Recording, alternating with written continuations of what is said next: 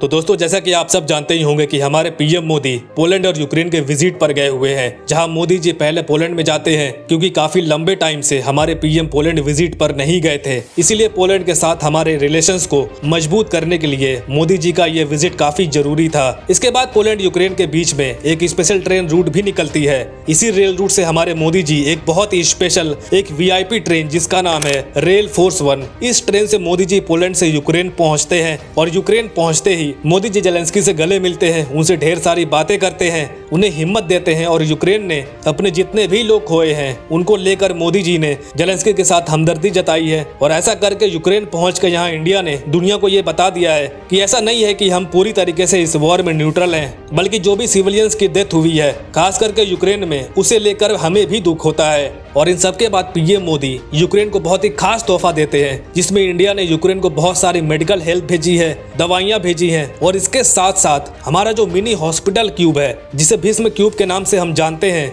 ये भी भारत ने यूक्रेन को प्रोवाइड करी है बड़ी मात्रा में, वो भी फ्री ऑफ कॉस्ट। ये क्यूब एक मिनी हॉस्पिटल है जिसे भारत ने खुद डेवलप किया है और ये दुनिया का पहला मिनी क्यूब हॉस्पिटल है जिसे खासकर सोल्जर्स के लिए या वॉर के लिए बनाया गया है, जिसे आप एयर ड्रॉप भी कर सकते हैं क्योंकि इसका टोटल वेट मात्र 20 kg तक है। और इस भीष्म क्यूब की खासियत ये है कि इनसे 200 तरह की इंजरीज आप इस मिनी हॉस्पिटल में ट्रीट कर सकते हैं। और यहाँ हमें एक चीज गौर करनी पड़ेगी कि आप जरा इमेजिन करो कि 1999 में इंडिया पाकिस्तान के बीच में कारगिल वॉर का टाइम है और अचानक से खबर आती है कि रशिया की तरफ से पाकिस्तान को बहुत सारी मेडिकल हेल्प भेजी जा रही है, बहुत सारे दवाइयां भेजी जा रही हैं। तो यहाँ आप जरा सोच कर देखिए हमें कैसा लगेगा। इसलिए ये सब देखकर रशिया भी हमसे काफी नाखुश है। लेकिन यहाँ यूक्रेन का केस अलग है।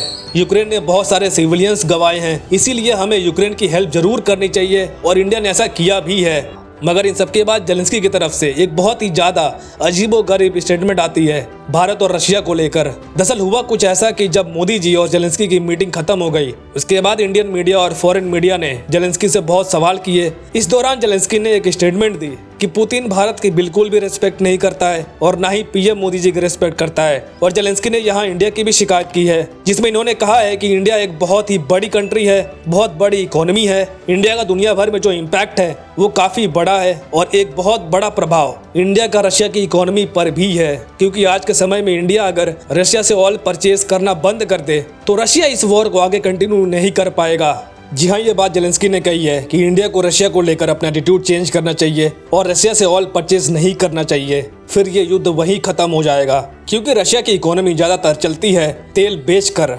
और जब हाल ही में पीएम मोदी जी रशिया में गए थे, मॉस्को में गए थे, उसी वक्त रशिया ने कीव पर एक मिसाइल दाग दिया था जो सीधा बच्चों के हॉस्पिटल के पास ब्लास्ट हुआ था। उससे ये साबित होता है कि पुतिन मोदी की रिस्पेक्ट नहीं करते हैं, क्योंकि अगर वो रिस्पेक्ट करते तो जब पीएम मोदी जी मॉस्को में गए थे तब रशिया को यूक्रेन पे आक्रमण नहीं करना चाहिए था। इससे मोदी जी की इमेज खराब हुई है। तो दोस्तों, इन सभी मुद्दों पर आपका क्या कहना है कमेंट्स में जरूर बताएं और साथ ही ऐसी वीडियोस के लिए लाइक और सब्सक्राइब जरूर करिए।